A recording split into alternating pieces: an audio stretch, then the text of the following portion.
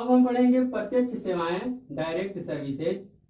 तो समाज में वस्तुओं की भांति सेवाओं का भी क्रय विक्रय होता है। समाज में बहुत से ऐसे प्रोफेशनल व्यक्ति होते हैं जो अपनी सेवाओं को आर्थिक प्रतिफल के बदले अन्य व्यक्ति को प्रोवाइड करते हैं।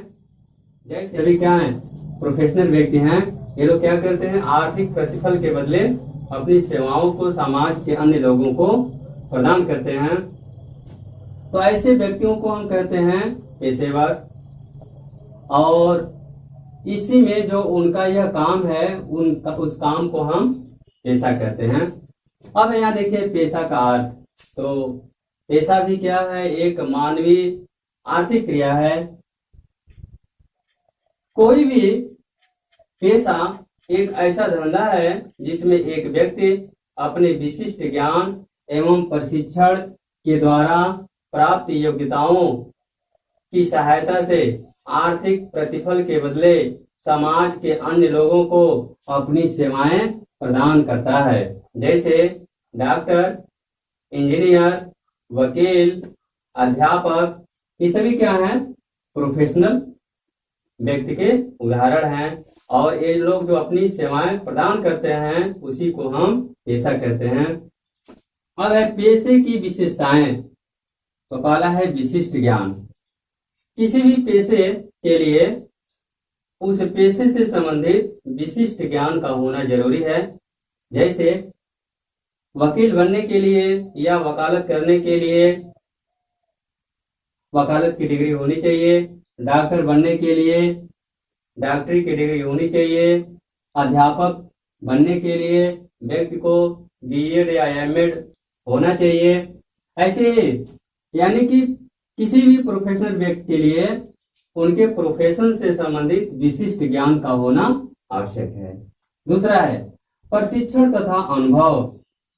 प्रशिक्षण तथा अनुभव व्यक्ति को अपने पेशे से संबंधित विशेष प्रशिक्षण तथा अनुभव होना चाहिए और उनको अपना ज्ञान आधुनिकतम बनाने का प्रयास करना चाहिए। और तीसरा है सेवा भाव। पेशे के अंतर्गत यानी कि प्रोफेशन के अंतर्गत सेवा भाव होना चाहिए। डॉक्टर को केवल अपने फीस की ही चिंता नहीं करनी चाहिए बल्कि वो मरीज का भी ख्याल रखना चाहिए। ऐसे ही वकील है, अगर किसी मुवक्किल के मुकदमे की पैरवी अगर वह कम फीस पर या अगर गरीब है, लाचार है, तो बिना फीस के द्वारा भी उसके मुकदमे की पैरवी अगर वो करता है तो ऐसे वकील या ऐसे प्रोफेशनल व्यक्तियों की ख्याति में वृद्धि होती है। चौथा है ईमानदारी तथा नैतिकता। देखिए प्रोफेशन में ईमानदारी और नैतिकता का होना बहुत ही आवश्यक है। अगर कोई भी प्रोफेशनल व्यक्ति है जो अपने प्रोफेशन में ईमानदारी तथा नैतिकता दिखाता है तो इससे उसकी ख्याति निरंतर बढ़ती जाती है। अगर कोई ऐसा वकील है जो अपने विरोधी पक्ष से रिश्वत लेकर के और अपने मुवक्किल के मुकदमे को कमजोर बना देता है या अपने मुकदमे का रहस्य खोल देता है तो इससे उस वकील की समाज में बहुत बदनामी होती है। तो यह जरूरी है, किसी भी प्रोफेशन में ईमानदारी होना चाहिए। उसके बाद है आचार संहिता।